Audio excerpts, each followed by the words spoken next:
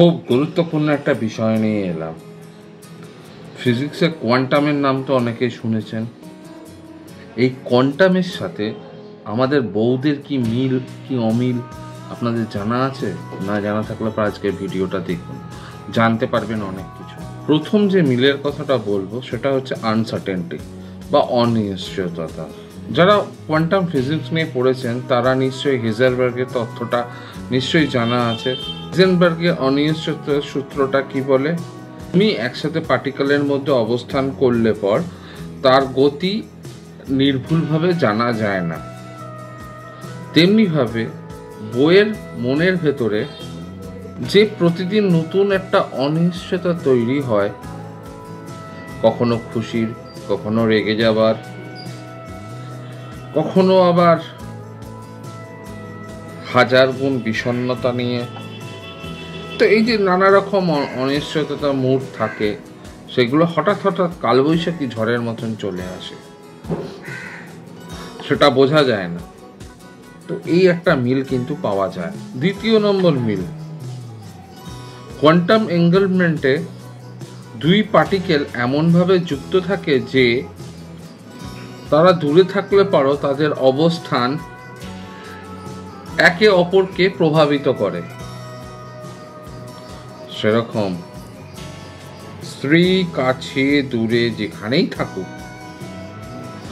তার যে মাধ্যাকর্ষণ বলটা থাকে সেটা সবসময় আমাদের ওপর প্রভাব। তৃতীয় নম্বর মিলটা কিনা কোয়ান্টাম পার্টিকেলের পর্যবেক্ষণ করলে পর তার ভেতরে অনেক কিছু জিনিস দেখা যায় বা তার আচরণ বদলে যায়। সেরকম স্ত্রী না থাকলে পর আমরা পুরুষেরা স্বাধীনভাবে উঠতে পারি, কিন্তু যেই বউ কাছে চলে আসে আমাদের চরিত্রের ভিতরেরও পরিবর্তন হতে থাকে। আমরা তখন বউ ছাড়া আর কিচ্ছু জানি। এবার আসবো কোয়ান্টাম ফিজিক্সের সাথে বৌদের অমিলের কথা।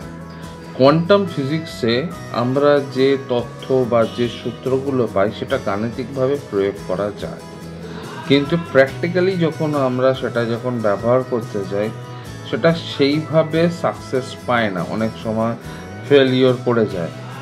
যারা সায়েন্টিস্ট আছে তারা আরও বেশি ভালো করে ডিটেলসে বোঝাতে পারবে। তেমনিভাবে বইয়ের চরিত্র, বইয়ের আচরণের মধ্যে নির্দিষ্ট কোনো সূত্র খুঁজে পাওয়া যায় না। মানে এখন যদি হাসি খুশি আচরণ থাকে, কিছুক্ষণ পর সেই হাসি খুশির মধ্যে কালো মেঘ কোথা থেকে এসে যাবে আপনি টের পাবেন না। এটা একটা অমিল প্রয়োগ বলা যায়। কোয়ান্টাম ফিজিক্স পরিমাপ যোগ্যতা হলে পরও বইয়ের পরিমাপ যোগ্যতা আপনি কখনো বার করতে পারবেন না। আর যদি বার করার চেষ্টা যদি করেছেন, আপনাকে হয়তো খুঁজে পাওয়া যাবে না।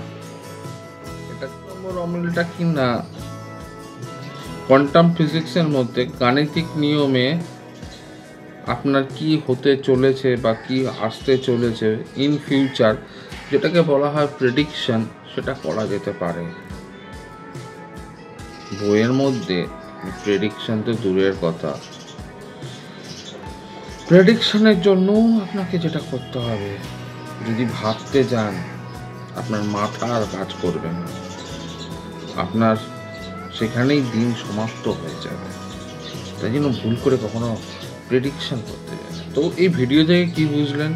কোয়ান্টাম ফিজিক্স একটা রহস্যময় জার্নি বা যাত্রা পথ, সেরকম আমাদের বৌদের মন এবং চারিত্রিক গুণাগুণ একটা অজানা পথ, যেটা জানার চেষ্টা করা বৃথা।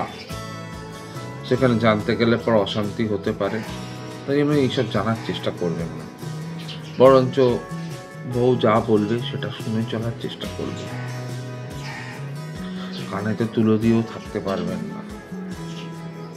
ভালো থাকুন, সুস্থ থাকুন, ভালোবাসায় থাকুন।